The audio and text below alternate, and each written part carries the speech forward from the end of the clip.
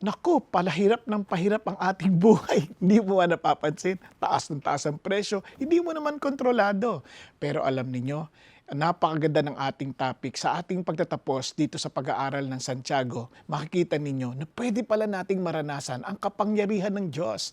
Na kahit anumang pinagdadaanan natin, malalagpasan natin to dahil ang Diyos nating kasama ay makapangyarihan. Ang tanong lang ay paano natin ito mararanasan? Kaya panoorin niyo ang video na ito dahil dito sasagutin ng Panginoon Diyos mula sa kanyang salita. Paano natin mararanasan ang kanyang kapangyarihan sa kabila ng lahat ng pagsubok na ating napagdadaanan. Tandaan ninyo, ang hangad ng Diyos ay tayo'y maging matagumpay.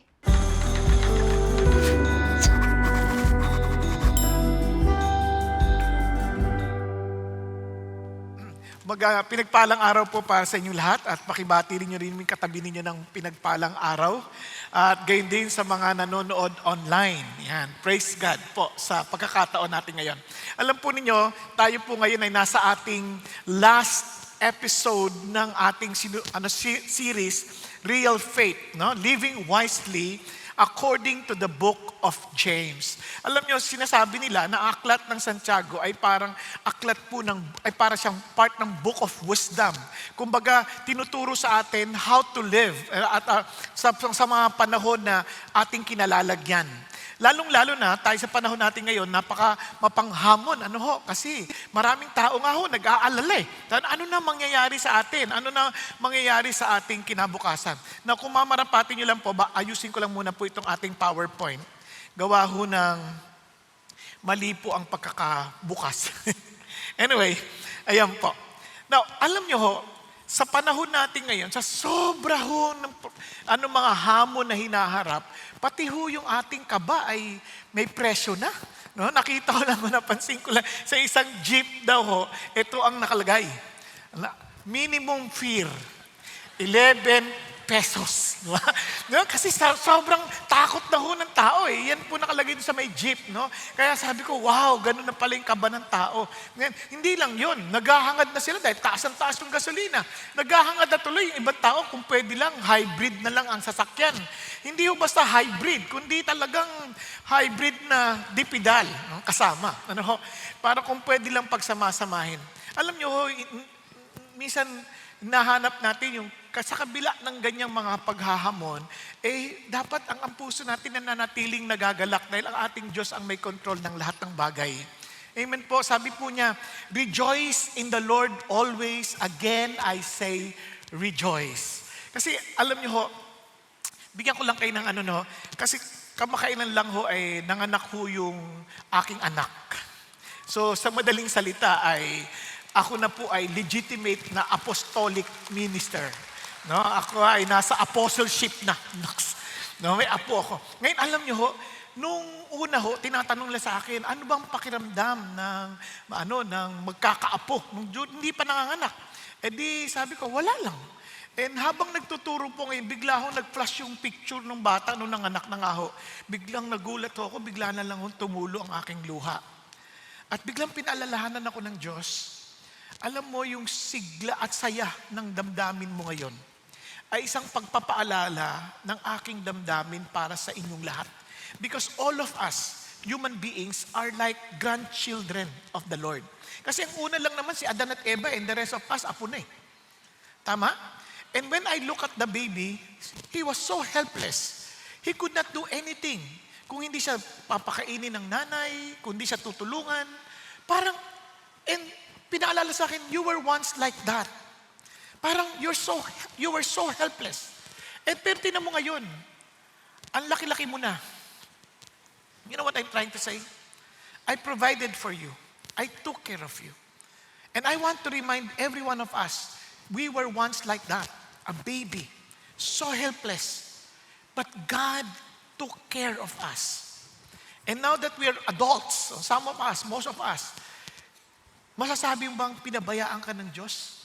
The things that we were worried about yesteryears, na paglagpasan na natin. Amen? Ngayon maraming sabi natin, ang dami pa rin naming problema. Huwag kang mag-alala. Dadami pa yan. Pero anong ibig sabihin nun? Tingnan ninyo ha. Alam niyo po ba, ang pinakamahabang lugar o pwedeng lakbayin ng paglalakad ay mula po sa Cape Town, South Africa, hanggang sa Magadan ng Russia, sa bahagi ng Asian continent ng Russia. Ang haba ho niyan. Kaya ho, nasabing pwedeng lakarin kasi wala hong kumbaga, lahat po ay may tulay na magdudugtong sa lahat ng mga dadaanan. Hindi mo kailangan mag-eroplano, hindi mo kailangan magbarko dahil may tulay. Kanya lamang, sa lahak po, sa laba nitong lakbay na to, umaabot ito ng mga 22,387 kilometers. Can you imagine that? At gugugol ka ng 4,492 hours to travel para sa paglalakad. At kung tuloy-tuloy, walang tulugan, mga 187 days. Pero kung every 8 hours yung paglalakad mo, tapos pahinga, a day 8 hours a day, maari na makakalakbay ka ng mga 561 days. Lalagpas ka, tatawirin mo ang 17 bansa, 6 na iba't ibang time zones, at iba't ibang season ng taon. Now, ba't ko ito kinikwento sa inyo? Sa kasalukuyan, ayon sa report, wala pang nagtagumpay na makatawid. Kasi tatawirin mo ang Sahara, ang init ng Sahara Desert. Tatawirin mo ang lamig ng Siberia. Talaga iba't ibang biyahe. Sobrang hirap. Almost to the point of impossibility. Pero bakit ko kinikwento sa inyo? Kasi ang Christian life, sabi nila, is not hard. It is not even difficult. It is an impossible journey without God. And let me just tell you this. Yung Christian life, yan po ay marami ang nakatawid. Marami na ang nauna sa atin. And they were able to endure. They were able to overcome. At yung faith that worked with them is the same faith working in us. Kaya tingnan niyo po, sabi ng Bible, na napakaliwanag sa Hebrews 12. Sabi niya, therefore, since we have so great cloud of witnesses, ito po'y tumutukoy doon sa mga nasa chapter 11. And sabi niya nun, surrounding us, let us also lay aside every encumbrance and the sin which so easily entangles us, and let us run, look at the words, with endurance, the race that is set before us. So sabi niya, tuloy tayo sa ating pagtakbo. Ito, pakinggan niyo ha. And fixing our eyes on Jesus, the author and perfecter of faith. Now, kaya ho yung sinasabi ating real faith. Yan ay, yung sinasabi ni James, hindi yan sumusuko. Hindi yan mahinang faith. Yan ay buhay.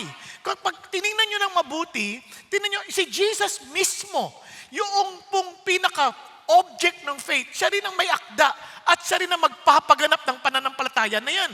Kaya nga ho, tingnan ninyo, sabi niya, siya na-endure niya yung hostility ng mga makasalanan, laban sa kanya, pero napagtagumpayan niya yun. Kasi nasabi niya, kaya tayo rin, walang dahilan para sumuko. Kaya tingnan niyo yung summary, para mabalikan lang natin. Yung totoong pananampalataya, hindi yan sumusuko. Nagtutuloy-tuloy yan. At kayang sumunod yan sa salita ng Diyos. Balagi natin nasasabi, hindi namin kaya, tao lang kami. Of course, hindi natin kaya kung tayo lang. But the faith that we received from Jesus, the faith that He authored, the faith that He is perfecting, is a faith that obeys God's word. Hindi lang yun. Hindi madaling magmahal ng walang favoritism. Come on. If we're honest, we are prejudiced people. Lagi mukha pa lang tinitingnan natin, ay, ano yan, hindi mabuting tao yan. Wala pang ginagawa. Itsura pa lang. Di ba? Kaya doon pa lang alam mo na kagad na imposible yung sinasabi ni James. Yes, it is really impossible. Kung wala ang Diyos, hindi natin kakayanin yan. But the faith we receive, we do the impossible. Tingnan nyo, it proves through works. Hindi lang yun. Controlling the tongue? Naku po, ang hirap mag-control ng tongue. Who can tame the tongue? Every one of us stumbles in that area. Pero sabi ng Diyos, once that faith is perfected, magugulat ka how your tongue is being controlled. And ito pa, sabi ganun, and it chooses God's wisdom na hindi earthly, hindi selfish, hindi natural, hindi demonic. Kasi pag selfish at saka may bitter jealousy, naku, sabi niya, ano yan, either earthly yan, o kaya natural, or demonic yan. But the wisdom I'm telling you is pure, peaceable. Wow, talagang sobrang nakakatuwa na it's beyond us. And it submits to God's ways, surrenders to His sovereignty, and now is patient and prayerful. What does it mean? It only means that we can experience God's power. Nasusundan po natin. So doon ho tayo magfo-focus. And maybe to some of us, biglang nasasaktan tayo, parang ang tagal naman, yung tagal ko ng Christian, pero parang walang nangyayari sa akin. Isang posibilidad, baka mali yung faith na pinangahawakan natin. Ang isang posibilidad, totoo, pero hindi mo kailangan magmadali. Bakit? Naalala nyo ang may akda ng James? Sino? Si James. At si James, siya yung half-brother ni Jesus na hindi naniniwala kay Jesus. Pero eventually, naniwala din. Kasi nakita niya na nag-resurrect si Jesus, talagang sabi niya, yes, indeed, He is the Son of God. He is the Messiah. Kaya ang sabi niya, sabi niya, James, the bondservant of God and of the Lord Jesus Christ. Doon maliwanag na inangkin niya na siya yung bondservant ni Jesus. At kaya naman, hinihikayat niya yung mga Christians. Huwag kayong susuko, ha? Para sinasabi niya, sinulat niya, in-encourage yung mga Christian, come on, huwag kayong susuko. Bakit? Kasi yung faith natin na totoo will persevere. Now, listen. Maraming mga tao, di ba, ewan ko, kung tatanungin niyo po yung mga farmer, ewan ko kung familiar kayo sa Chinese bamboo. Sa Chinese bamboo. Yung Chinese bamboo, pag yan ay tinanim mo, pag nakita mo yan, parang ang tagal. Parang unang taon, parang wala. Pangalawang taon, parang wala pa din. Pangatlo, pang-apat, parang ang ganyan lang, ang liit-liit lang. Pero pagdating ng ikalimang taon, maya magugulat ka. Doon sa ikalimang taon, in 6 weeks, bigla lang mo siyang uusbong ng napakabilis to 80 feet in just 6 weeks. Ang tanong, lumaki lang ba yung bamboo in 6 weeks? Obviously not. Kasi sa ilalim, pinalalago yan ng Diyos. Kumbaga, mayroong lumalalim na ugat. And minsan, ganun din sa Christian faith. Minsan parang walang nangyayari. Bakit ang daming ang tagal. Huwag kang mag-alala. May ginagawa ang Diyos sa'yo. Hindi mo lang alam. Bigla ka lang magugulat. Oo nga, no? Ito, para naman ma-encourage kayo ng konti. Alam niyo, isa sa pinaka-struggle sa akin, mainitin po ang ulo ko. Madali po akong magalit, nambabatuho ako kung nagdadrive ako, nangahataw ako ng side mirror pagka nagka-counterflow. At huwag kayong mag-alala, Christian ako at pastor na, nangahataw pa. Para ako nagpipreach, Papa, in the name of Jesus, mga ganyan. No. So, minsan tinatanong ko yung sarili ko, Lord, totoo ba ako? Lord, baka naman wala akong karapatan talaga. Ang tagal ko yung tinataglay. Pero maya't maya nagpe-pray ako, nagpapasalamat ako sa Diyos na alam ko babaguhin niya ako. Alam niyo, bigla na lang hindi ko maintindihan. Parang ba't hindi ako nagagalit? Malapit na ako mainis dahil hindi ako nagagalit. Ano nangyari sa akin? Parang, bakit ganoon? Dati nagpipreach ako habang nagdadrive. Siyempre ako lang makausap ko sarili ko. Pero, surprisingly, binago talaga ng Diyos. Sabi ko, anong ginawa ng Diyos? Bakit ganon? Anong nangyari? Hindi ko maikikwento sa inyo muna ngayon, pero pag nagising ka na, kikwento ko sa'yo. Pero what I'm saying is this, wag na wag kang susuko. God is doing something in you. And I believe, kaya naniniwala ako sa prinsipyong 2 steps forward, 3 steps forward, 2 steps back. Then 3 steps forward, 2 steps back. Tama? Ibig sabihin, kahit na umuusad ka, kahit pa isa-isa lang, alam mo, totoo yung faith mo kasi umuusad ka. Are you following? Pakisabi mo sa katabi mo, huwag ka ma-discourage ha. Kasi totoo ang ating pinaniniwalaan. Totoo si Jesus. Okay? Ngayon, tingnan ho natin ito. Kapag dumadaan na tayo sa napakaraming mga pagsubok, dahil lalo na sa panahon natin ngayon, gusto natin lahat instant eh. Di ba? Instant. Instant noodles, instant yung mga instant coffee, di ba? Lahat, ang dami gusto natin instant. Pati sa, lalo sa wifi, gusto natin mabilis. Pag nagbabuffer, ano ba? Ang tagal naman yan. Galit ka na kagad sa PLDT, galit ka na sa kung ano-ano. Inaaway mong Globe, inaaway mong Smart. Kasi ang tagal eh. Unang-una, wala ka namang subscription, mahiya ka nga. Gagalit ka pa. So, nagmamadali tayo lagi. So, yung ating kultura, parang ini-encourage na parang lahat nagmamadali. So, tuloy, alam nyo ba, ang speed, kaaway ng Diyos yan. Kasi ang sabi ng Diyos, they that wait upon the Lord shall renew their strength. They will mount up with wings like eagles. They will run and they will not get tired. They will walk and they will not get weary. Kaya ang tao na nakakilala kay God, marunong silang mag-intay because they understand that their God is in control. Relax sila. Kaya nga, ang mga nagmamadali, yung agad-agad madalas naloloko tayo pa nagmamadali. Tama? Kaya relax ka, yun ang sinasabi ng Diyos. Kaya ang tanong sa atin, how does real faith respond when life is hard? Pag humihirap na parang walang nangyayari, Lord, asan ka? Hindi namin alam. Ang dami na naming problema. Hindi namin alam paano namin haharapin.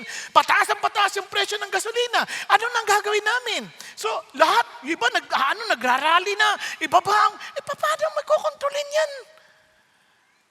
It's beyond us. Kaya ito ang dapat natin maintindihan. May sagot si James. Real power or real faith experiences what? God's power. That power is readily available to all of us who have real faith. Yung pag-genuine yung faith mo, meron kang kapangyarihan na at work and kailangan mo yung maranasan. Paano? Pansinin nyo ang gandang ginawa ni James kasi sinandwich niya eh.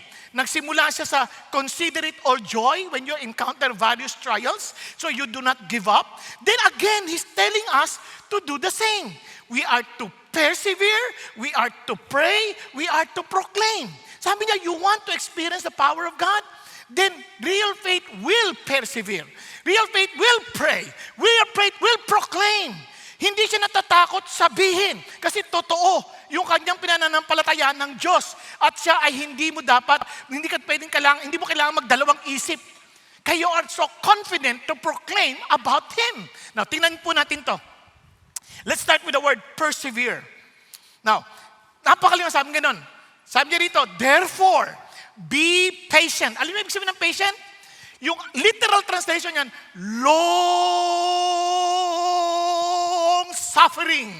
Grabe, ang habang parang I am willing to go to that strength, to that extent. Bakit? Kasi alam ko hindi ito masasayang. Kung halimbawa, manganganak ka, naisip ko lang yung anak ko lang, no? Kasi, sabi nila, 11 hours daw na nag-labor eh. To some, mas matagal pa. Pero bakit mo titiisin? Tapos, di ba, pasigaw ng piga, walang yaka! Bakit mo titiisin yun? Kasi may inaabang kang lalabas na baby. Tama? Tama? Tingnan niyo paglabas, limot mo na lahat. Pero you're willing to suffer that long because there is someone pressure coming out. Someone precious, I should say, coming out. Kung alam mong precious yan, willing ka maghintay. Hello? And kaya yung sinasabi ng Lord, therefore be patient. Bakit? There is someone so precious coming. Hindi ito yung mundo natin. Our Lord is coming. Yun ang pinaka-precious. Kumbaga, kung ikaw ay may ka-date at gustong-gusto mo yung ka-date mo na yan, yung love na love mo, parang kahit ang tagal niyan, iintayin mo yan. Kasi alam mong darating at darating siya and that person is so precious. Ganon din, kung ang asawa mo, mahal na mahal mo, hindi ka magsasawang mag-intay. Nagkakatina, anak natin. Pagka late na dumating, hindi mo pinagsasawang antayin. Makakatulugan mo, yes, but you're always expecting that they are coming. Bakit? Because they are precious. Di ba? Ganun din, pag ikaw ay nagninegosyo, may profit, it may take long, but you are continuously trying to wait. Bakit? Alam mo, parating yung gustong mangyari. Pero kung wala ka ng pag-asa, ay bahala na. Pero ito, sabi ng Lord, no, He is coming. Gusto mong malaman paano mag-intay? Gayahin mo yung mga farmer. They wait for the precious produce of the soil. Paano? Being patient about it until it gets what? The early and the latter rain. Kumbaga, itong mga farmer na to, willing sila mag-intay. Importante yung early rain. Yung early rain, yun po yung magpapalambot ng lupa.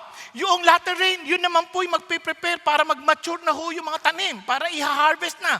Kung wala yung mga ulan na yun, walang harvest. Now, anong sinasabi sa atin dito? Bagamat yung farmer pwedeng magbungkal, bagamat yung farmer pwedeng magtanim, bagamat yung farmer pwedeng maglagay ng fertilizer, isang bagay na intindihan mo when you are waiting, when you are patiently, perseveringly waiting, hindi mo makokontrol ang ulan. Hello? Hindi mo sabihin, hoy ulan, bumagsak na! Hindi mo magagawa yun. Hindi mo mauutusan yung cloud na pumunta sa'yo. Eh, siyempre ngayon sa technology, sabi na may cloud seeding, pero hindi mo makukuha yung totoong ulan na kailangan sa pagtatanim. Naunawaan po? So, anong sinasabi sa atin ng Diyos dito? Ang sinasabi ng Diyos sa atin, ganito ang faith. Di ba? The farmer trusts God with what he cannot control. And he works faithfully with what he can control. Because faith does the same thing. Faith is not learning how to control God's timing. Faith is learning how to trust God's timing. Hindi mo man agad makita yung resulta, relax ka lang. May timing ang Diyos. Okay tayo? Pakisabi sa katabi mo, huwag kang magmadali, matatapos din yan. May timing si God. Huwag kang magmadali sa mga pinagdadaanan mo. Titigil din yan. Di ba? Titigil din yan. Basta ang mahalaga, magtiwala ka na may tamang timing si God. Kaya ulitin natin, sabi niya, tinuloy niya pa. Faith, you too be patient. Ikaw din, ikaw. Strengthen your hearts for the coming of the Lord is near. Look at the words. Yung word na strengthen your hearts, ang ibig sabihin, establish your heart. God said, build up your heart. What God is saying is that He's not always changing our circumstances. He's not trying to fix our circumstances. He's trying to fix us. Yung ating karakter. Kaya nga, establish your, kasi itong totoo. Yung problema, yun ang naglalabas kung anong laman ng puso natin. Sabi nga ng isang author, crisis does not make a man. It only shows what man is made of. Di ba? Kaya alam mo kung ano yung laman ng puso mo, lalabas yun sa panahon ng may pressure. Kahit na, tingnan nyo, yung mga tao, magpupuri sa Panginoon niya, talagang pasayaw-sayaw pang ganyan. No? Gulatin mo, lalabas yung laman ng loob. Subukan mo lang, takutin mo lang. Lalabas yung katotohanan. Di ba? Kaya maraming tao, parang ano sila, okay sila. Parang ang bait, praise God, hallelujah. Nung naapakan na. Pag malambot pa, ganun, lumalabas ang katotohanan. Para yung toothpaste pag pinisil mo, kung ano yung laman sa loob, yun ang lalabas. Kaya minsan nilalabas yun ng Diyos, hindi para hiyain tayo, kundi just to show us where God wants us to become better. Okay tayo? Hello? Kaya tingnan nyo, pagtaas ang gasolina, dali sabihin, the Lord provides. Yun kung meron ka. Biglang wala. Biglang tumaas yung gasolina. Ay, nako, ano ba yan? Sisisihin na si Trump, sisisihin na si Netanyahu, sisisihin na si Khomeini. Di ba? Kung sino-sino nang sinisisi. Sisisihin ng presidente, sisisihin ng ang mga nasa gobyerno. Hindi. Ang Diyos may hawak sa lahat. Naunawaan? Establish your heart. Learn. Ano yung dapat natin matutunan? Di ba? Kasi trials reveals what is inside us.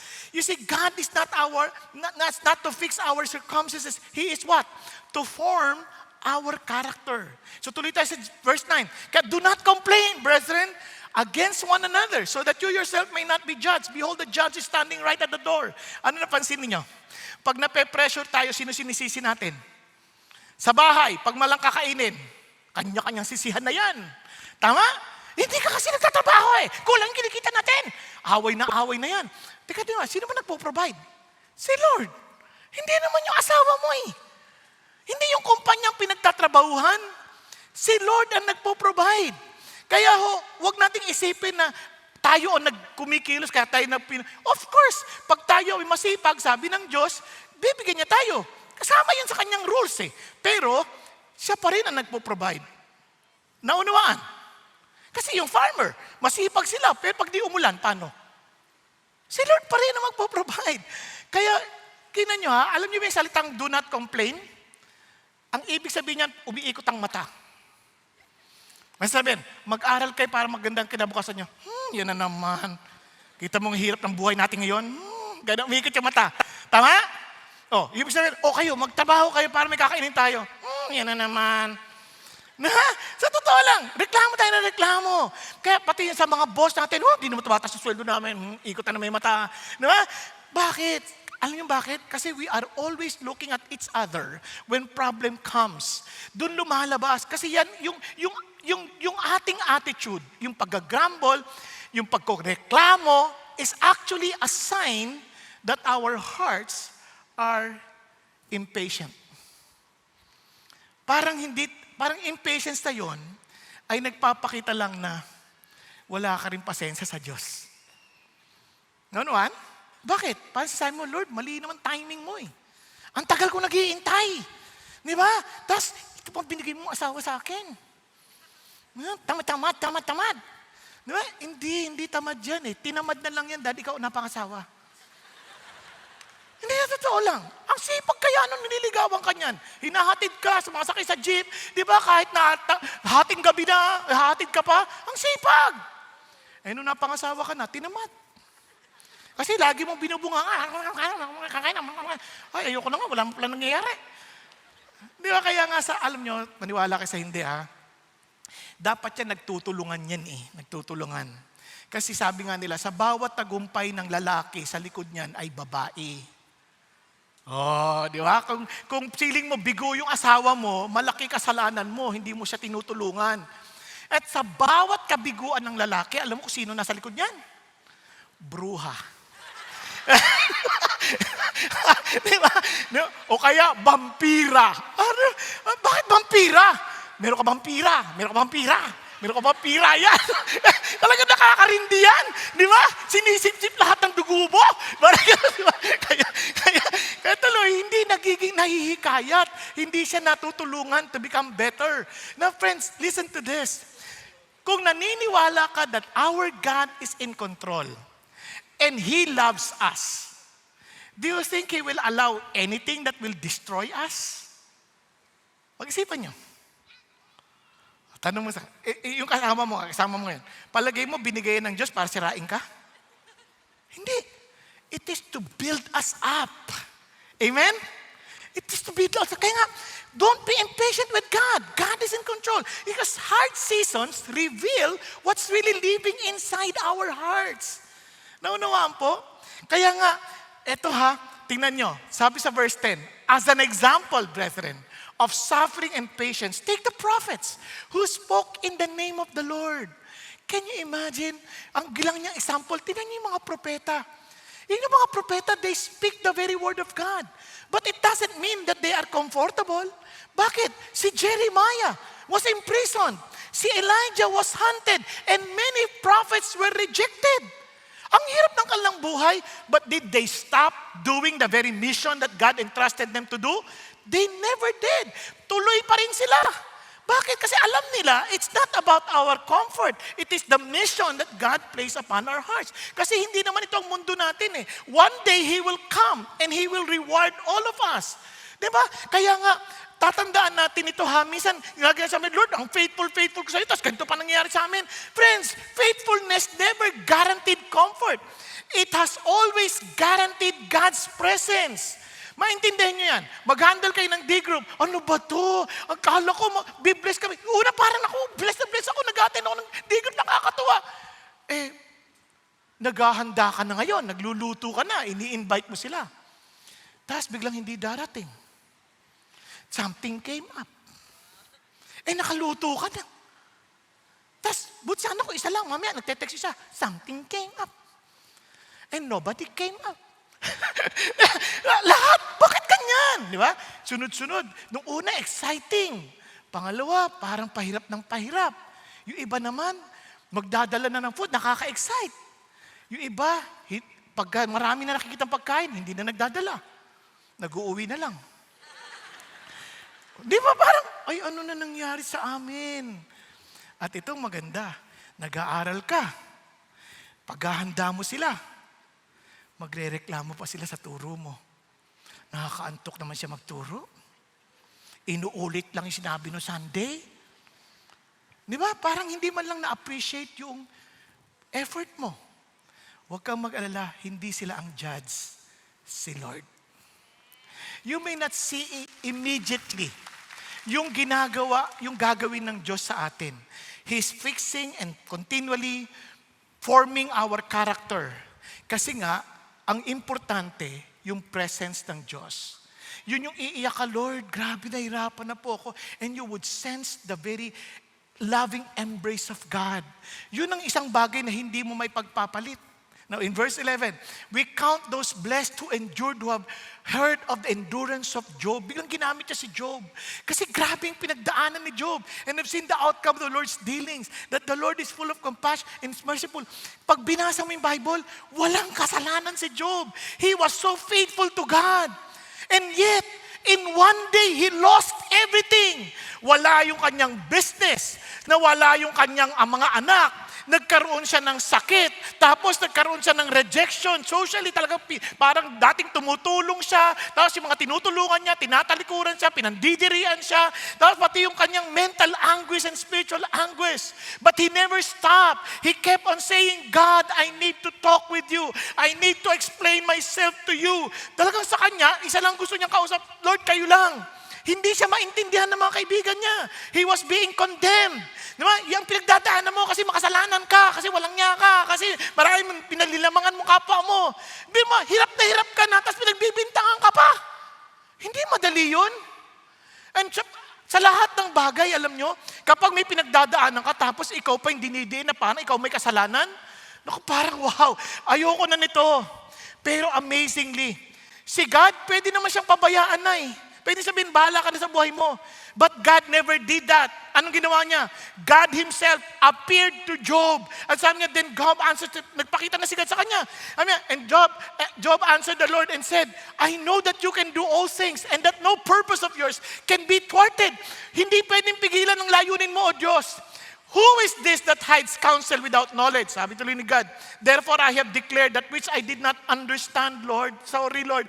Marami akong hindi naiintindihan. Because at first he was trying to say, Lord, wala akong ginawa. Ito ako, mabuti akong tao, pero ito nangyari sa akin. Lord, you have to explain this to us. Marami sa ating ganyan. Lord, hindi namin naintindihan anong ginawa namin. Anong kasalanan namin? Paliwanag mo. Di ba? Yung iba pa sa atin sabihin, pagdating ng araw, pag nakita ko si God, ang dami kong tanong. Hindi totoo yan. Pag nakita mo si God, tulad lang din ni Job. Sabi niya, Lord, marami po akong hindi naintindihan. Too wonderful for me, which I did not know. And sabi niya, hear now, and I will speak. I will ask you, and you instruct me. I have heard of you by the hearing of the ear, but now my eyes sees you. Therefore, I retract, and I repent in dust and ashes. Kung alam lang natin, yung alam ng Diyos, hindi ka na makakapagsalita. Kasi sa totoo lang, ang ganda ng huling salita ni God dito, ni James dito eh. Balikan lang natin ha. Ano sabi niya sa James? Verse 11, ito yung pinakasusi. That the Lord is full of compassion and is merciful. Hindi man natin maintindihan ang kanyang ginagawa, isang bagay na tiyak ako. Without God's compassion and mercy, we're all dead. Tapos na tayo. Kaya nga ho, itong kantan to, Isa sa mga paborito ko tong kanta eh. Pero itong kantan to, papaalala sa atin, walang bagay nangyari na hindi mabuti. Narinig niyo na itong kanta na to, di ba? Hindi ba? Alam niyo to, hindi niyo lang maalala. All things work for our good. O, naalala niyo na? Hindi pa rin. Though sometimes we don't see how they could. Struggles that break our hearts in two sometimes blind us to the truth. Okay? Naalala niyo na? Hindi mo maalala, nakatulog ka eh. Our Father knows what's best for us. His ways are not our own. When your pathway grows dim and you just don't see Him, remember, you're never alone. Hindi ka nag-iisa. He promised that He will never leave us nor forsake us. God is too wise to be mistaken. God is too good to be unkind. So when you don't understand, when you don't see His plan, when you can't trace His hand, trust His heart. He is compassionate and full of mercy. You can trust the heart of God. He cares and loves us. Kaya alam niyo po, minsan nakakalimutan lang tayo magpasalamat eh. Yung asawa ko nakakainis na eh. Ano ka ba? Unang pasalamat ka, Lord. Thank you, binigyan mo ako ng asawa because sabi mo, he who finds wife finds favor of you. Isipin mo naman, tingnan mo nga yung sarili mo. Bakit ka pagbibigyan ng asawa para makasama mo lang habang buhay at para magdusa? Hindi, yung asawa mo, hindi ikaw. Pag-isipan mo. Ako nga pag iniisip ko, sabi ko, Lord, thank you ako sa asawa ko. Parang, sino ako para paglingkuran niya? Sino ako para suklayan niya pagka siya nagugupit sa akin eh. Kaya kung naiinis kayo sa gupit ko siya. Love you, sweetheart. Isang isipan, sinatsaga niya ako yan. Amya, bakit ayaw mo ko sa barbero? Eh kasi baka mamali ang gupit sa'yo. Makita lahat ng toklat mo. What I'm saying is this. Sino ka para bigyan ng nanay na meron ka ngayon?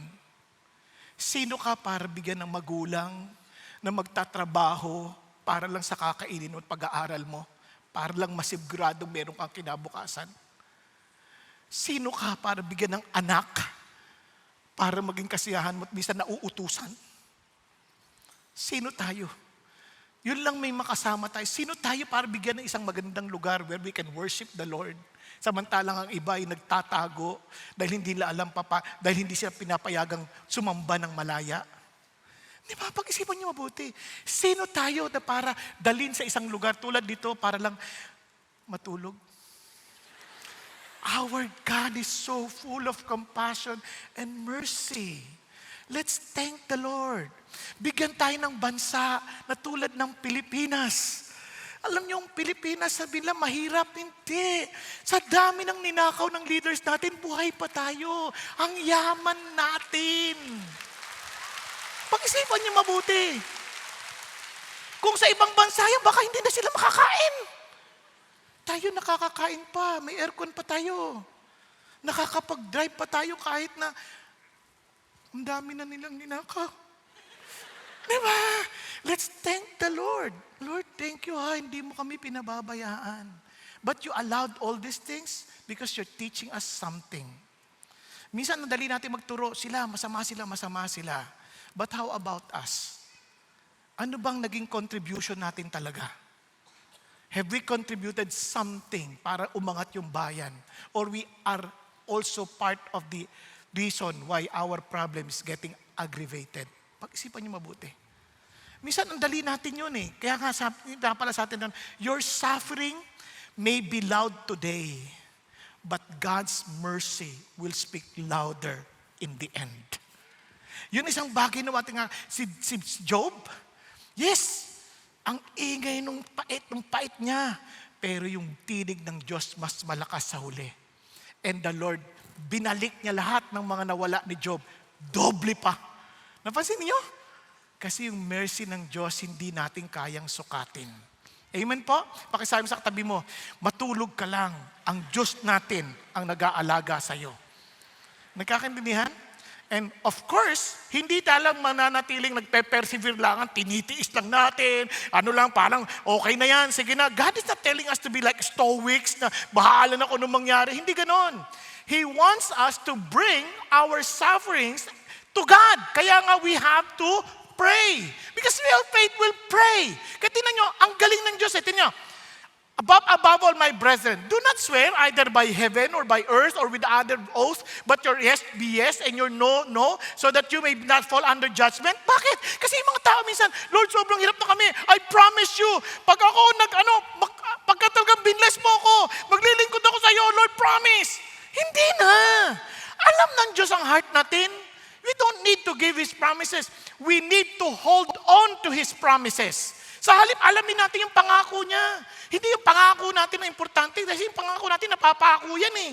Kaya sabi ng Lord, in fact, as Christians, we don't need to swear because we are known in our honesty. Alam niya ang Christian, pag sinabi mo nagsalita ka, para ka nagbibigay ng yung personal oath sa Diyos because si God nakikinig. Kaya tinan mo, that you may not fall under judgment. He hears every word we say. He hears every attitude we express. Lahat yun, alam ng Diyos yun. Kaya sinasabi ng Lord sa atin, hindi mo kailangan i-express pa, I promise, honestly. Wala na. You must be honest. You must be truthful. But in order to do that, you must have an authentic faith, believing that God, the promises of our God. Bakit? Kaya sabi niya, Lord, is there anyone among you suffering? Anong gagawin niya dapat? Nagsasuffer ka? Don't complain. Don't make promises. Instead what? Pray! Yun ang gawin mo. Mag-pray ka. You trust the Lord, then you pour out your heart to God. And say, Lord, nahihirapan po ako sa ganitong kalalagayan ko. Tulungan mo ako. Lord, hindi ko alam ang gagawin ko. You pray. Prayer is just telling the Lord what you have in your heart. Hindi na kailangan yung bulahin pa sila, God, you are so great and wonderful. Lord, hirap po ako. Lord, nahihirapan na po ako. Wala po kaming makain. Lord, nagdudusa ho kami. Masakit po yung nararamdaman ko. Kasi tatay natin siya eh. Saan ka tatakbo? Kung siya yung ating tatay, siya yung ating matalik na kaibigan, siya yung ating asawa as a church, we are the bride of Christ. Siya yung, kumbaga, siya yung totoong nagmamahal sa atin, sabihin natin, nararamdaman natin. Hindi masama yun. Alam nyo, katulad nito, may nagpa-pray sa akin, ayaw na tuloy magpa-pray ulit. Sabi niya, Pastor, pag-pray niyo ako, may sakit ako. O sige, Panginoon, kung hindi mo siya pagagalingin, kunin mo na siya. Sayang pera niya. Pero kung pagagalingin mo, pagalingin niyo na, kawawa naman. Pastor, wala ka namang ganyanan. Di ba? Kasi baka kunin ako ni Lord eh. Nagpa-pray ka mo eh. Di sasabihin natin kay Lord kung ano na talagang gusto mo. Kung ayaw mong mamatay pa, di sabihin natin, Lord, ayaw niya pa pong mamatay eh. Pero gusto niya na pong gumaling. Kaya linawin naman niyo sa kanya, ba't kailangan niyang gumaling? Kasi maraming tao gustong gumaling, wala naman dahilan. Hindi naman niya alam ba't sila bubuhay. Di kawawa lang, puro consumption lang din ang kanyang haharapin. Naunawaan po. You tell God, magsasuffer ka, you pray. Ano pa sabi niya? Ang ganda naman, buti na lang hindi laging suffering ang buhay.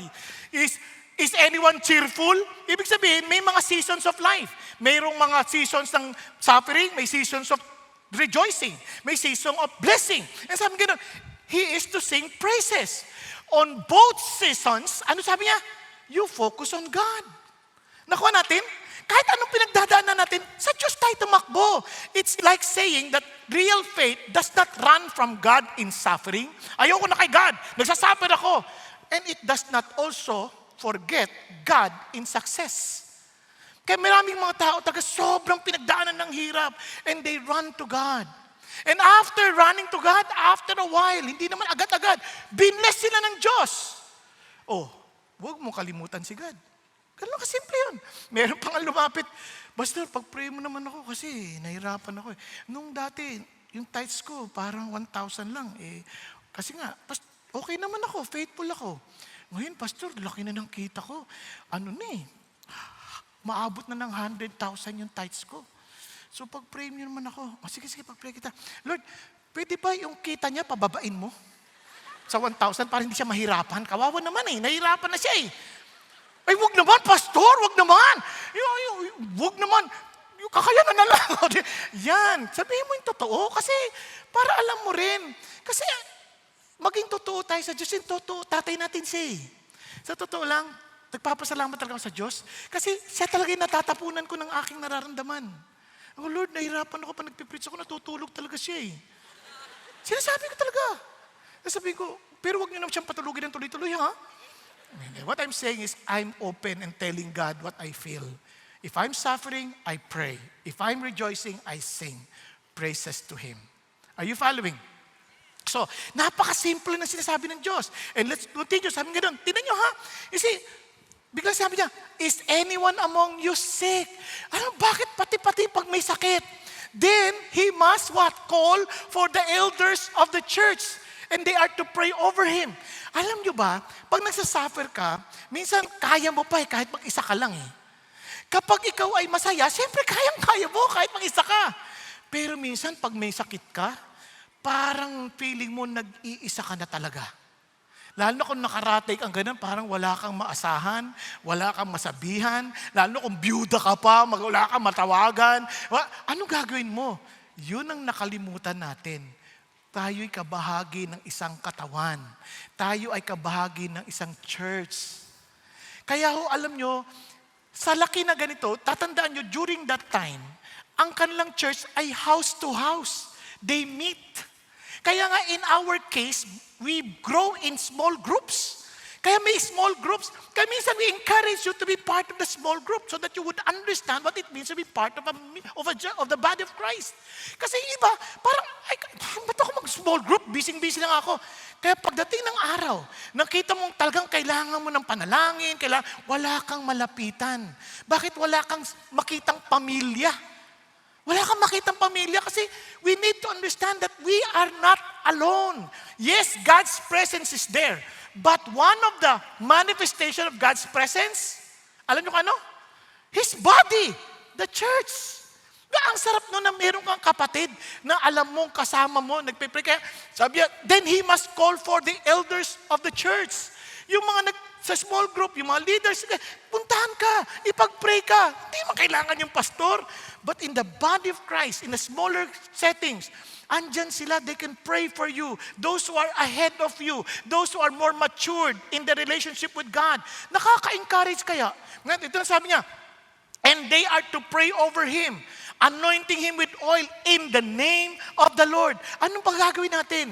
Since we're part of the body of Christ, ano sabi niya? Tingnan niya, you pray for the sick, then you anoint with oil. Ano ibig sabihin ng anoint with oil? Dalawang ibig sabihin. During the days of Jesus Christ, yung oil, medicinal yan. Naalala niyo yung Good Samaritan? Nung meron siyang na hold up? Ano ginawa niya? Pinahiran niya ng oil. Dala niya lagi yun. Kasi to them, it's medicinal. At the same time, yun din ang isang paraan, parang to remind them of the presence of God. Kasi it symbolizes the Holy Spirit.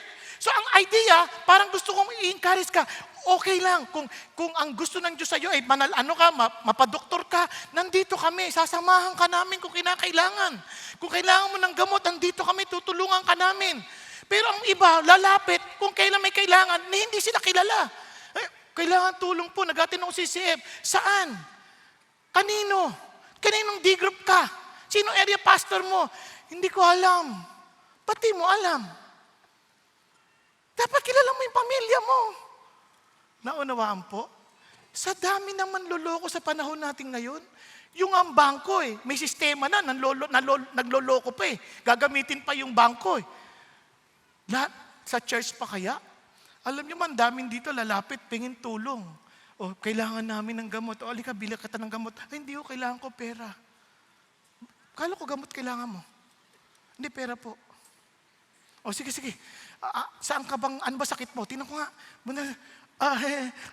Uuwi po kasi akong probinsya O, sige, hatid kita sa bus. Yung iba hinatid na The following Sunday, yan na naman. Bakit? Kala ko umuwi ka na sa probinsya. Di ba taga Bicol ka? Opo, pero bumalik po ako kasi parang Walang gabot doon eh. Naintindihan niyo ibig sabihin? O paano kung walang small group, walang accountability? Kaya wag ko kayong magagalit kapag minsan parang ang laki-laki ng church, di ba lang ako tinulungan? Hindi po. Because this property that we have is not ours. They belong to Jesus. So we need to be responsible. We need to be good stewards. Kaya naman may system din tayo. And God taught us that. Paano? They met in the temple and they met house to house para may sense of accountability. And everyone is working together for the glory of God. Okay tayo? Kaya I encourage you, be part of a small group. Di ba? Ngayon, kung hindi nyo alam paano ako magiging part, may Let's Connect. Ina-announce naman eh. May Let's Connect. Kung gusto nyo, mag-Welcome Wednesday. Pwede kayo magkaroon ng group doon. Kung young people kayo, punta kayo sa Elevate. Kung mga singles kayo, punta kayo sa Big. Di ba? Kung sa adults, ang dami ho. Pag gusto, maraming paraan. Pag ayaw, daming dahilan. Huwag kayo magagalit ha. Sino sa inyo may small group na? Membro kayo na small group. Sige, taas yung kamay nyo. Baba natin ulit. Sino yung wala pa? Wala pa. Huwag kayo mahiya. Hindi ka naman uusgahan. Wala pa. Okay. Konti lang. Sino dito yung hindi nagtaas ang kamay?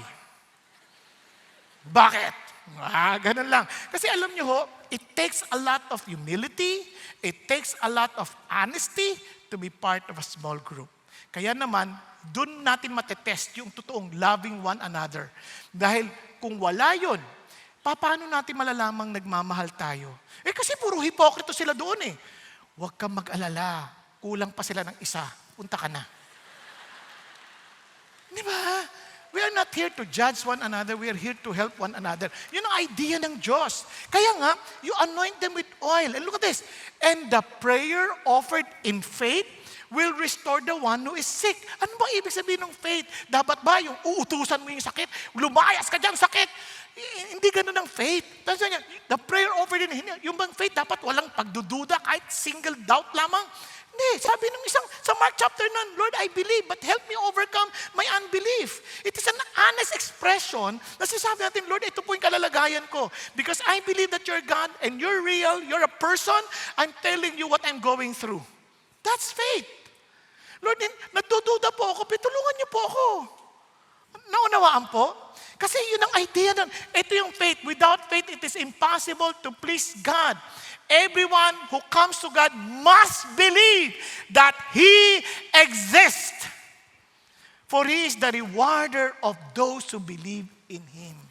Naniniwala ka nag-i-exist siya, then tell Him your concern. Tell Him your problem. Yun ang sinasabi. Kapag pinag-pray may sakit, may kami pinag-pray. Sabi niya, Pastor, hirap na po ako.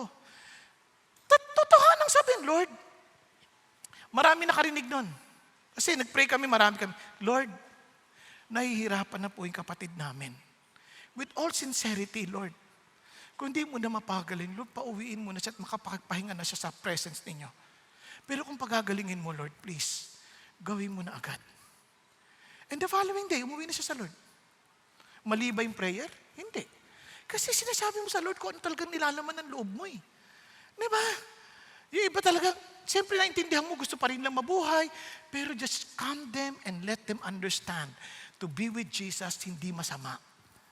Naunawaan? Kaya lang, ito yung ano, kaya nga, yung promise will restore the one who is sick. Who will restore? Whether medicine yan ang gagamitin ng Diyos, doctor yung gagamitin ng Diyos, o kung ano man, sabihin mo pa rin sa Panginoon. Ang problema lang, minsan, nauuna yung advice natin kaysa sa prayer. Di ba? Brother, may sinisipon ako eh. Wala yan. Pag-pray mo ako, ganyan pa. Pag-pray mo ako, tagal ng sipon ko. Isang linggo na, tsaka may ubo pa eh. Maglagundi ka lang. Advice ka agad eh. Pag-pray mo naman muna. Diba? Malay mo kung anong source ng kanyang ubo at sipon. Pag-pray naman ninyo kasi si Lord magtuturo sa atin anong gagawin. Hindi advice agad. Hello? Kasi mas magaling tayo mag-advise. Ang sakit ng tiyan ko. Ay, okay lang yan. Ano lang yan? Pahiram mo lang ng asayte de manzanilla. Agad-agad. Ganun ka agad. Bakit hindi? Humingi ng prayer. Di pag-pray mo. Tama? Andiyan pa kayo. So yun ang isang bagay na madisiplina tayong konti. Yung anak ko, nilalagnat, pag-pray nyo naman. Ay nako, tawa-tawa lang. pagtawa-tawa na natin yung sakit. Di ba? Baka dengue eh. O, tawa-tawa nga. Ay, naku po. Pagtatawanan talaga tayo ng mundo. Parang mga Christian, may tawa-tawa talaga to. Hindi, makinig tayo sa Diyos. Amen? Mag-pray tayo. Then, the Lord will lead us. Kahit na doktor pa yan, kahit na gamot pa yan, kahit na walang medical intervention, si God pa rin ang nagpapagaling. And the Lord will raise him up. And if he has committed sins, they will be forgiven. Ano sinasabi niya? Minsan yung sakit, may kasalanan na nagawa. Kasi nangyayari din yun eh. Kaya nga, ang karugtong niyan, kaya nga ang mahalaga ito, when we pray, the prayer of faith is not confidence in our ability to pray. Minsan ganun eh. Hindi ako marunong mag-pray eh. Hindi naman. It is confidence in God's ability to act. Naunawaan? Doon tayo nakafocus kay God. Kaya naman, the power of prayer does not come from a perfect faith. Why? The power of prayer comes from a perfect God. Naunawaan? Andiyan pa tayo? Si God. Now, tuloy tayo. Tingnan kasi minsan yung sakit, dala din ng kasalanan. Kaya sabi nga ng ibang doktor, yung tinatawag ng psychosomatic illnesses, minsan because of too much worry, ng isip na apektuhan. Yung isip kasi, hindi lang yung parang inisip mo, may sakit ako. Hindi. Meaning, it affects your mind, no? Yung iniisip mo. Kaya minsan, hindi na naintindihan na merong tinatawag na spiritual therapy. Meron ding sakit sa spirito. Kaya nagkakasakit ang tao. Kaya sabi niya, confess your sins to one another. Now, hindi sinasabi rito, ito yung basic principle para hindi kayo malito Hindi sinasabi rito na kailangan makonfess mo lahat ng kasalanan mo. Hindi ganon. Public sin, public confession. Nagkakantindihan. Private sin, private confession. Ang idea ng confession dito is that you affirm, you confirm, you agree. In other words, sinabihan ka na, mali ang ginagawa mo. Ang tigas ng ulo mo, hindi. Tapos kayo nagkasakit ka ngayon. Bigla ngayon, oo, inaamin ko na, nagkasala ako. Yon. Kasi sinabihan ka na eh. Yun ang idea ng confession dito. Hindi yung parang, kailangan i-confess mo lahat para gumaling na ako. Paano kung di ka gumaling? Ano niyo? Ang idea kasi dito, parang binalaan ka na, sinabihan ka na, mali ang ginagawa. Tinuloy mo pa din. Naintindihan? Andiyan pa kayo? Kaya sabi niya, so confess one and pray for one another. Tingnan niyo he did not inassure na mahihil ka so that you may be healed. Naunawaan? Kasi may mga pagkakataon na yung sakit na yan, hindi necessarily gagaling ka. Gagaling ka sa Diyos, sa langit ka na. Pero minsan, pagagalingin ka talaga because it's really because of sin. Like bitterness, sinabihan ka na, patawarin mo na kasi yan. Ayaw mo pa rin magpatawad. Alam nyo, ang dami nagkakasakit because of bitterness. Di ba? Ngayon, iba naman, dahil sa kawo-worry, huwag ka na kasing mag-worry. Worry ng worry, nagkasakit. Naunawaan po? Kaya, minsan sinasabihan ka na. Then, sabi niya, teka, itong isipin nyo. The effective prayer of a righteous man can accomplish much. Now listen, para tayo magkaliwanagan. Secret sins sometimes keeps us sick. Confession opens the door for healing. Kaya magtataka maraming tao, marami silang tinatago sa kanilang puso na hindi na masabi-sabi, natatakot sila. And it causes them too much stress. Kaya sila nagkakasakit. Parang huyan yung bata, naalala ninyo, yung kwento ni Peter. Naalala niyo pa si Peter, nung naglalaro ng tirador, biglang tinamaan yung pato ng lolo niya. Tumalsik. Ano yun? Dugo yun eh, dugo. Ayan, buti hindi umabot sa'yo, kundi bato ka na ngayon. Di ganun, patay. Siyempre, takot no. Tinago ngayon ni Peter. Biglang sabi ng kapatid, "Hi Peter, I saw what you did." Nakamatay. Please don't tell anybody, don't tell Lolo, don't tell. Yeah, but you know what? Nasaya na. Di ba? Guilty. Eto na ngayon si Peter. Meron silang assignment ng paghuhugas ng plato. Sabi time nung ate niya, sabi ng ate niya, Andrea, you are to wash the dishes today, yeah? And Peter will go with us in the mall. Sabi niya, no. Peter told me that he will take care of the dishes. And then I'll go with you. Sabi niya, yes, Peter, right? Peter, am I right? Yes. Walang magawa, pero punong-puno ng takot, sama ng loob. Binamanipulate na si Peter. Sakit na ulo niya, dami niyang problema. Kasi, patay siya sa lolo niya eh. Hanggang sa hindi niya na makayanan. Talagang sobrang hirap na siya. Sabi niya, Lo, mayroon akong kukumpisal sa inyo. Ano yung anak? Napatay ko po yung pato niyo. Alam mo anak, alam ko na yan nung una pa lang napatay mo. Nakita ko din eh. Inaantay ko lang aminin mo. O, isipin niyo yung mga dala nating sakit ng ulo dahil sa takot nating malaman ng iba. Samantalang pwede mo namang sabihin sa Panginoon Diyos at kung sino mang taong involved. Amen po? Tatahimik ang buhay mo. Yun ang sinasabi ng Diyos dito. Kaya pagdating sa verse 16, therefore, confess your sin. Look at the words. The effective prayer. That prayer is so effective. It's so powerful. And we, who are forgiven by Jesus, we are the righteous people of God.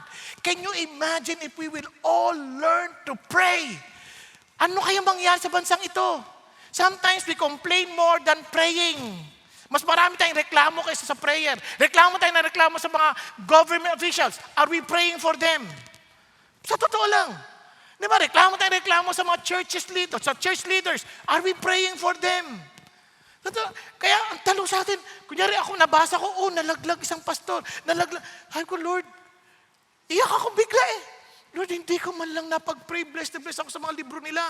Tapos ito ngayon, ang dami lang kapalpakan. Never ko silang pinag-pray. Bigla ako naalala, ang dali nating maghusga. Kahit sama nila, hipokrito sila. But if they're part of the body of Christ, bakit hindi natin sila pinag-pray? Kapatid, learn to pray for one another. We belong into one body. Pag isa nagkasakit, lahat tayo damay. Di ba? May kasabihan sa Pilipino, sakit ng kalingkingan, sakit ng buong katawan. Meron lang madali. Kaya damay tayong lahat. So I beg of your prayers. Bakit? Kasi tao lang din kami. But prayer, because it's so powerful, it releases God's power into real situations. Prayer changes hearts. Prayer transforms lives. Prayer brings heaven's power into earthly problems. Gandang-ganda ako sa sinabi ni John Chrysostom. Sabi niya, the potency, yung kapangyarihan ng prayer has subdued the strength of fire. It has bridled the rage of lions. It has expelled demons. It has broken the chains of death. It has assuaged diseases. It has rescued cities from destruction. It has stopped the sun in its course. It has arrested the progress of the thunderbolt. Grabing kapangyarihan ng prayer. Ang tanong, and that prayer has been given to us Christians. What are we doing with it? Are we praying? Asar ka? Naiinis ka sa tatay mo? Are you praying for him? Naiinis ka sa asawa mo? Are you praying for him? Kaya sa halip na dibdibin mo yung problema mo, uulitin ko, tuhurin mo. Ay, wag ganyan. Tuhurin mo. Baka nga ganunin mo. Patay yan, di ba? Hindi. Kaya we pray. We bring to God in prayer. And look at what he says. Elijah was a man with a nature like ours. Well, si Elijah, grabe, pinadala niya yung apoy eh. Grabe yun. Hindi ko kaya yun. Pray na, sinabi niya, wag uulan. Hindi umulan, 3.5 years. So, sabi niya, grabe yun, hindi ko kaya yun. Hindi. Pareho lang na si Elijah. Ang sinasabi ng Diyos, tao lang din siya. Nadidepress din siya. Natatakot din siya. Kapareho lang at si Elijah. Kumakain din siya ng 3 beses ang araw. Kapareho na si Elijah, nagugutom din. Kung may sunglass lang ng panahon na yon, magsasunglass din si Elijah. Katulad ni Renato. Kapareho lang natin si Elijah. Inaantok din siya tulad mo. Naunawaan? He is just like us. Kaya nga pinatulog siya ng pinatulog ni Lord eh. Naalala nyo? Pinatulog siya ng pinatulog. Kasi kapareho lang natin siya. But he was able to confront the king. He was able to stand at the Mount Carmel against all false prophets because he prayed. Naunawaan po. God does extraordinary things through ordinary people who pray.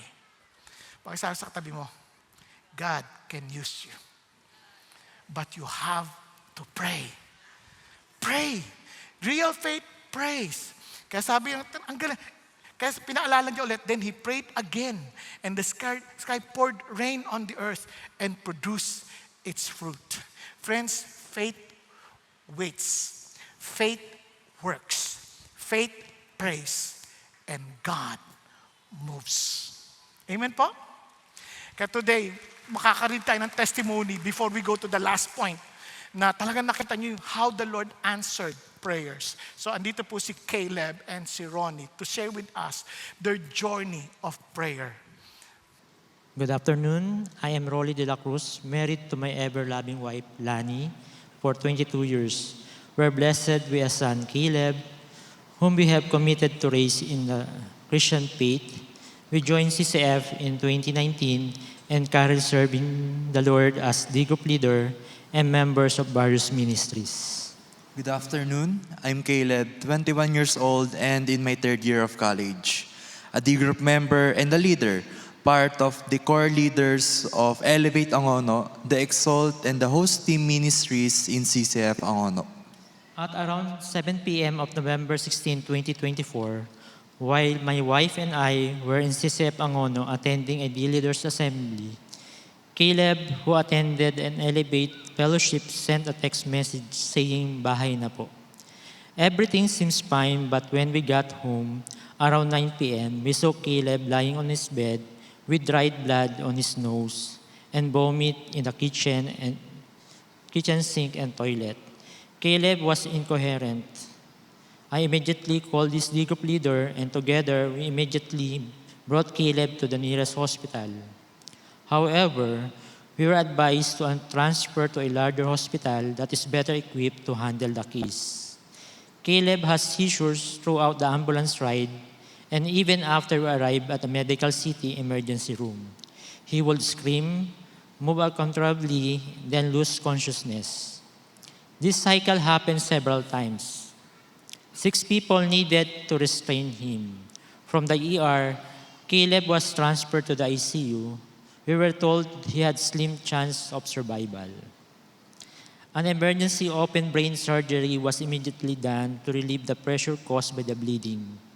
The neurosurgeon told us that the extent of Caleb's injuries included swelling behind his head, bleeding on both sides of the brain, upper outer layers, a small bleed internally, and slight skull fracture on his forehead. It took nearly a week for the bleeding in Caleb's brain to finally stop. To make things worse, he developed ICU-acquired pneumonia. My wife and I felt helpless and hopeless, and we were clueless about what exactly happened to our son and if he could survive. The hospital bills of more than ₱1 million was also a growing concern. After my son's operation, his D group leader and our D group leaders initiated a campaign for corporate prayer for Caleb. At 12 noon of November 19, 2024, a call for prayer and fasting via Zoom for Caleb's healing and recovery began. This lasted for 16 days until the day of his discharge. Many people joined and countless others messaged our family offering prayers for his healing and financial provision. While all of these were happening, we sought financial assistance from various foundations and government agencies. A fundraising project for selling various merchandise was also launched. Many gave support and financial aid, including strangers. We were overwhelmed by how God sent people to help us. There were enough funds on hand or guarantee letter will be issued every time a payment was due. God's hand of provision never fell short. 11 days from my open brain surgery, I was taken off my ventilator and sedation meds.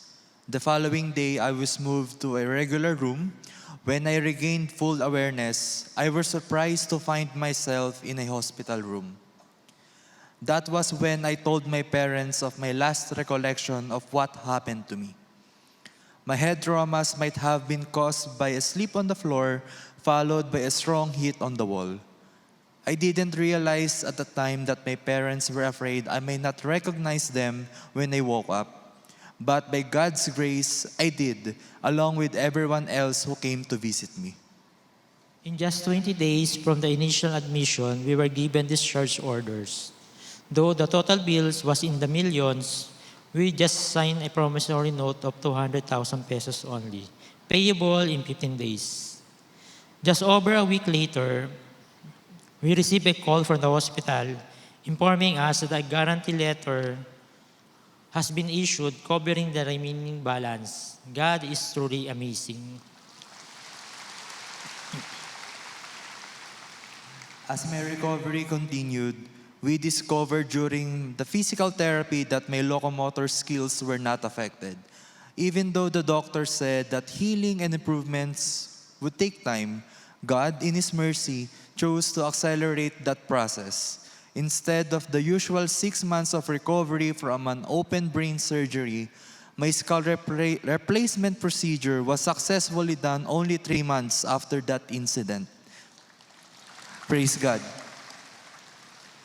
The main area the doctors wanted to work on was my speech. I stand here deeply grateful to God that I am personally sharing with you the testimony of His miracles in my life. I also shared this in a radio station and have been delivering messages in different CCF gatherings. Aside from this, my professors made some special arrangements which allowed me to continue with my college education without any delays. Please allow me to share what my non-born-again Christian colleague told me. She said that Caleb's healing was due to the faith of the church.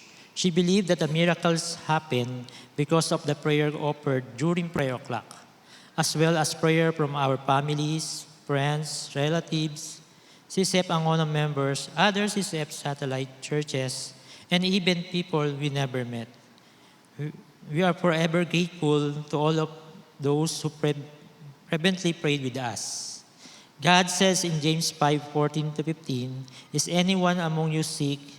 Then he must call for the elders of the church, and they are to pray over him, anointing him with oil in the name of the Lord. And the prayer offered in faith will restore the one who is sick, and the Lord will raise him up. And if he committed sin, they will forgive him." We are blessed to have a God who hears and answers prayers of our brother and sister in Christ. He truly makes the impossible possible. To our loving and faithful God be all the glory and praise. Praise God, praise God. Tayo na po ay tutungo sa panghuli. Of course, ito po yung napaka-importante. We do not just pray, we proclaim because we believe in the power of our God. Amen po? Kaya naman, ang galing ho ni James, parang after telling us how difficult it is to journey in our Christian faith, bigla niyang pinalalahanan. He bookended with this. Sabi niya, "My brethren, if any among you strays from the truth, and one turns him back." Ano sinasabi niya? Parang, listen carefully. Sinasabi rito, tingnan niyo yung tao hindi nagrebelde. Little by little, he strays from the truth. Na, alam niyo po, dito babantayan natin ang ating mga sarili. Kasi, bagamat yung faith ay totoo, minsan, kapag mali yung ating mga nasamahan, tandaan niyo, sabi rin ni Paul, bad company corrupts good morals. Hindi yan bigla. Unti-unti lang, a little compromise here, a little compromise there, magtataka ang layo mo na. Nakuha ninyo? Kaya yun ang isang bagay na dapat nating maalala. Kaya sa pinapaalala ng Diyos, yung mga distraction from God. Minsan, yung iba nga, hindi ko sa inilalahat, no? Iba, nagsimula muna, sige, ano nang muna tayo, online na lang muna tayo. Again, hindi masama yun kung talagang hindi kaya. Ha?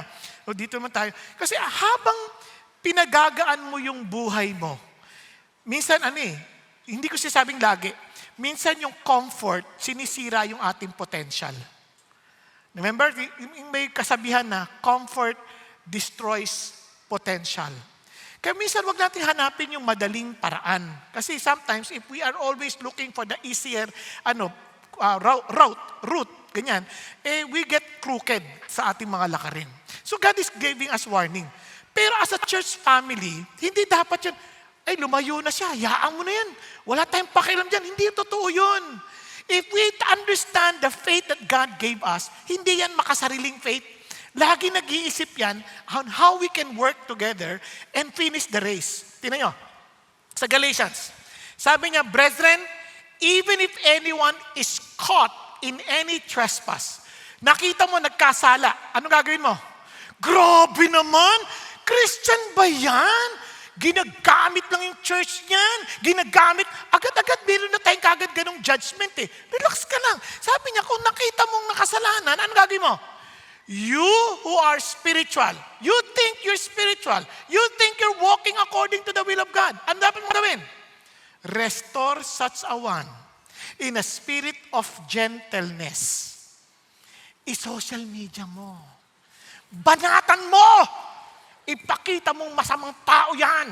Ganun ba? Yun ba sabi? Hindi. With gentleness, pero liitan mo lang ang sulat. Para gentle. Ganun ba yun? Di ba? Ang idea, each one looking to yourself so that you too will not be tempted. No? Bantayan mo kasi tayo rin mahina eh. Ang sinasabi niya, we care for each other kasi tayo, tao lang din tayo. We are all saved by the grace of God. We are not saved because we're good. We're not saved because we're self-disciplined. We are not saved because we are morally upright. No, we are saved because of the grace of the Lord. So let's be gracious with one another. Naunawaan? Minsan, Christian ka na, kapal ng mukha nito. Di ka na nahiya. Wag ganun. Be gentle. Kapatid, Christian ka na, hindi yan magiging mabuti para sa'yo. How can I help you? Di ba dapat ganun ang isip natin? Kahit sa mag-asawa, church ka pa, ha? Mga magulang nag-elevate ka, tapos ganyan ka. Wag ganun. Wag natin gamitin yung mga, parang tinutulak natin sila. Tinasabi ng Lord, bear one another's burdens and thereby fulfill the law of Christ. Ano sasabi niya? Magtulungan tayo. Magtulungan tayo. Kaya alam mo sakit eh. Minsan, sabi nga Christians are the only people who shoot their own wounded soldiers. Hindi ako payag. Kung masama yung tao, tulungan natin. Christian tayo eh. Naunawaan, huwag nating apakan. Kamali, sisiraan pa, aapakan pa. Huwag.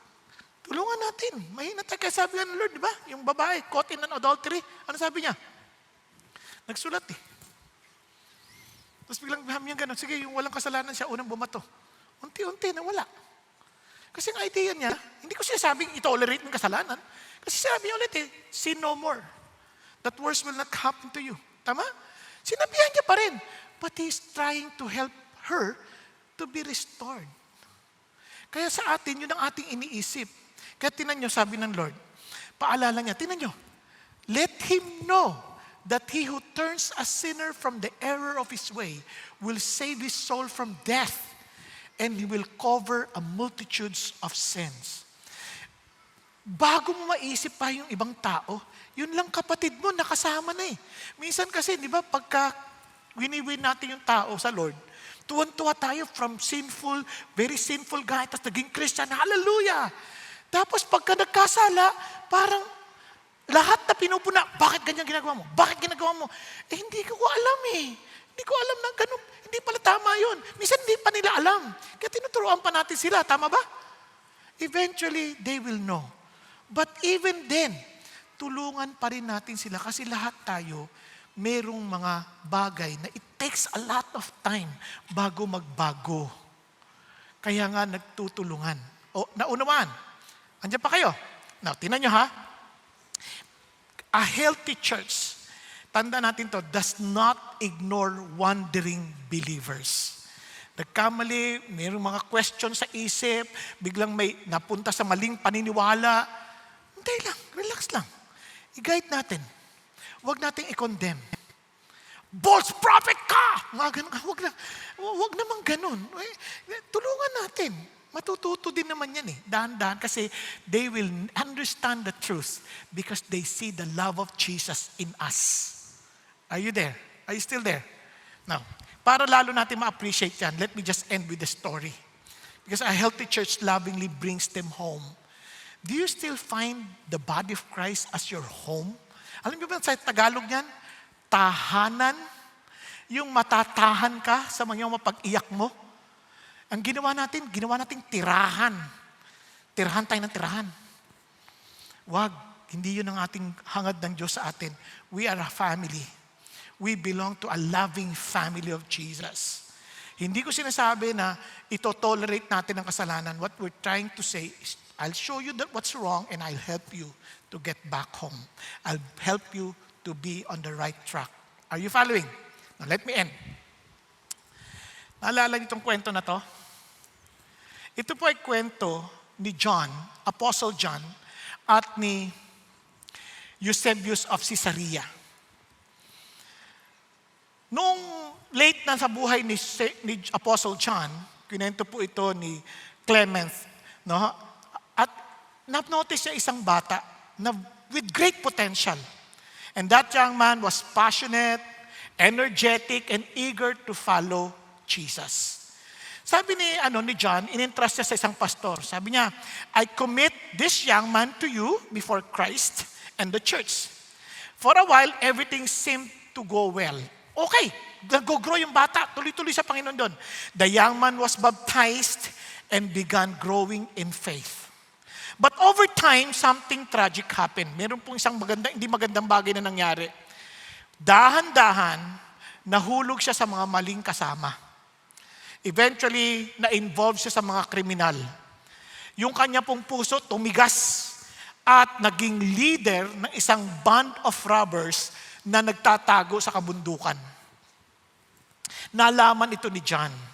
Kadali-dali siyang pumunta doon sa church, sabing gano'n, nasa na yung young man na pinagkatiwala ko sa iyo? Sabi ng pastor, talagang yumuko yung pastor, sabi niya, patay na po siya. Ha? Anong ibig mo sabihin? Patay na po siya sa Diyos. Pinaliwanag niya na yung bata naging kriminal at ngayon namumuno na ng mga makakriminal na namundok na. Agad-agad, tingnan niyo ang puso ng apostol. Hindi niya hinayaang ganun na lamang. Kinuha niya ang kanyang kabayo at tumakbo. Hinanap yung bata, pumunta doon sa kabundukan. At doon, kinuha siya ng mga robbers, kinuha siya ng mga bandido. At nung nakita niya yung bata, nakita ng bata, face to face si John, na-recognize niya. Nagtatakbo! Yan na yung kwento. Nagtatakbo! Sa hiya! Nagtatakbo. At itong sigaw ni John, anak, bakit ka tumatakbo sa akin? Matanda na ako. Wala akong sandata. Huwag kang matakot. Meron ka pang pag-asa. Sabi niya. At sinunod niya, sasagutin kita sa Panginoong Jesucristo kung kinakailangan. Bumalik ka lang. Bumalik ka lang. Itatayuan kita sa harap ng Panginoong Jesus. Bumalik ka lang. With all sincerity and love. Dahil sa narinig niya, yung parang napunit yung puso ng bata, huminto sa pagtakbo, umiyak ng umiyak, at bumalik kay John. At eventually, naibalik siya sa church. At nagsisi. Alam niyo, yun ang wala na ngayon sa atin. Ang dali nating magtaboy. Ang dali nating magkondena ng tao. Nawala na yung pag-ibig ni Kristo, tulad ng pagmamahal niya sa isang prodigal son. Na pagtapos niyang malaman at bumalik siya sa kanyang mga senses, yung tatay tumakbo at niyakap, yung anak kahit napakabaho at amoy-baboy. Niyakap, hinalikan, hindi pa humingi ng tawad. Wala na yun sa atin. Makikita yan maging sa ating pamilya. Ang dali nating magtanim ng sama ng loob at kinakansela ang mga tao dahil hindi sila lumalakad ayon sa ating sariling preferences. Remember this, people will never know that we belong to Jesus unless they see love for one another. Tayong lahat ay yumukot, pumikit. Hanggat hindi mo nakikita ang tayo naligtas dahil sa biyaya ng Diyos, hanggat hindi natin nakikita na wala tayong ipagmamalaki sa Panginoon, yung pananampalataya na akala mong meron ka, ay baka huwad. Dahil ang tunay na pananampalataya, kaya yan nagpe-persevere. Dahil maliwanag sa kanya ang pag-ibig ng Diyos.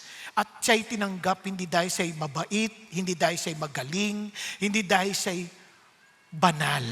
Tinanggap siya dahil banal si Jesus. Dahil si Jesus ang namatay sa krus ng Kalbaryo at nabuhay na magmuli. Kaya siya nananalangin, hindi dahil sa nakikita niyang sarili niyang matuwid, kundi ang nakikita niyang katwiran ni Jesus. Kaya siya lumalapit ng may tapang sa Panginoong Diyos. Dahil batid niya na lumalapit siya sa pangalan ni Kristo Jesus, hindi sa sarili niyang pangalan. At kaya namang matapang niyang sinasabi sa lahat, dahil alam niyang lahat ng tao ay wala ng pag-asa kung hindi dahil kay Jesus Christ na namatay sa krus ng Kalbaryo at nabuhay magmuli, nagbibigay ng kaligtasan sa lahat ng tumatanggap ng kanyang kapatawaran. Mga kapatid, hanggat hindi rin totoo sa iyo yan, hindi mo gagawin at hindi mo mararanasan ang kapangyarihan ng Diyos na buhay. Kailangan mong aminin sa Kanya, Lord, wala po akong ipagmamalaki. Ikaw lang ang aking kaligtasan. Kaya naman lumalapit ako ng may tapang dahil ikaw ang aking katwiran. At sa pangalan ni Jesus ako'y sumalapit sa iyo. At ito naman ay aking ihahayag na may tapang dahil alam kong wala ng ibang paraan para kami maligtas kundi sa pamamagitan mo. Kapatid, kung hindi pa ito totoo sa iyo, lumapit ka't nag-iintay ang Diyos dahil mahal na mahal ka niya. Dahil mahalaga ka sa Kanya, kaya siya namatay sa krus para makasama ka niya ng walang hanggan sa Kanyang kalangitan. Kaya't kailangan mo lang magpakumbaba at aminin, Lord, kailangan kita. Nanunumbalik ako sa iyo. Kung nagkulang man ang tao sa akin, hindi kayo nagkulang. Kaya sa iyo ako nagpapasako. Kaya kapatid, kung kinakausap ka ng Diyos ngayon, be humble. Taas mong kamay mo sa Kanya, Lord, ako po yun. I need your love. I need your grace. I need, Father God, the faith that comes from you. Hindi po yung faith ng tatay at nanay, kundi yung totoong pananampalataya ko sa inyo. Kailangan ko po kayo. Yes, be honest before God. Tell God, Lord, thank you for loving me. Sabihin mo sa Panginoon Jesus, thank you, Jesus, for loving me. Thank you for dying on the cross for my sin. And thank you that you rose again from the dead to assure me that all my debts are paid. And thank you that you are coming back soon to bring me with you in eternity. Kaya naman, Lord, use me. Use me, Father God, to pray for others. Use me, Lord, to proclaim your truth to others. Use me, O God, that I may, Father God, model what it means to be persevering because of the faith that you have started in me and with the same faith that you will perfect. Thank you, Lord Jesus. Thank you, Lord, for the new life that you have given me. And thank you, Jesus, that from now on, this faith will continue to grow and will continue to manifest as a living testimony to many. Thank you, Jesus. Thank you, Lord, for loving me. And thank you, Lord, that you will also help me to love others the way you did to me. Thank you, Jesus. Thank you, God. Hallelujah. We bless you, Lord. We honor you, O God. So I pray also, Father God, for the rest of the congregation. May you allow this church to be known with our real faith, manifested in love, persevering, praying, and proclaiming, because we love you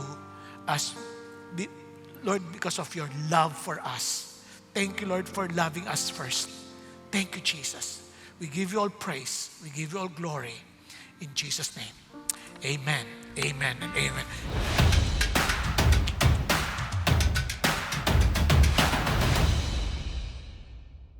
Magandang araw, CCF family. Welcome to Sunday Fast Track, where you ask real-life questions and we give you biblical truths.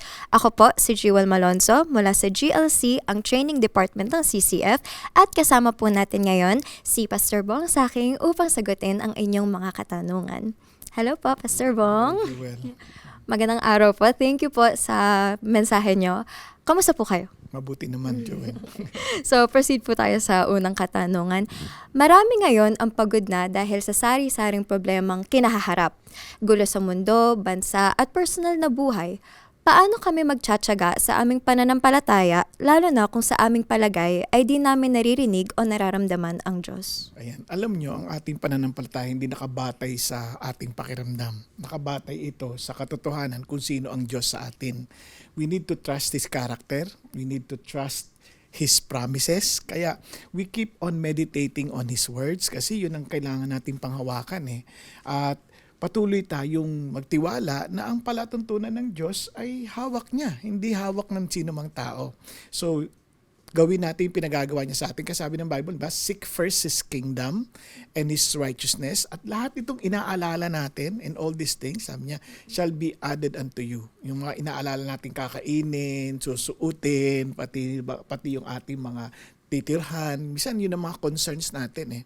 Pero yung nagdadagdag concern, yung mga hindi naman talaga necessity ng buhay, parang pati yun nagiging dagdag. Kaya you focus on God. You focus on what God wants us to accomplish instead of focusing on our needs. Problema ng Diyos yun. So, para naman po sa ating ikalawang tanong, kung paulit-ulit na ang nakikita namin na korupsyon at kawalan ng hustisya sa aming bansa, ano ang dapat maging laman ng aming dasal na magpapakita ng aming tapat na pananampalataya sa hustisya ng Diyos? Ayan.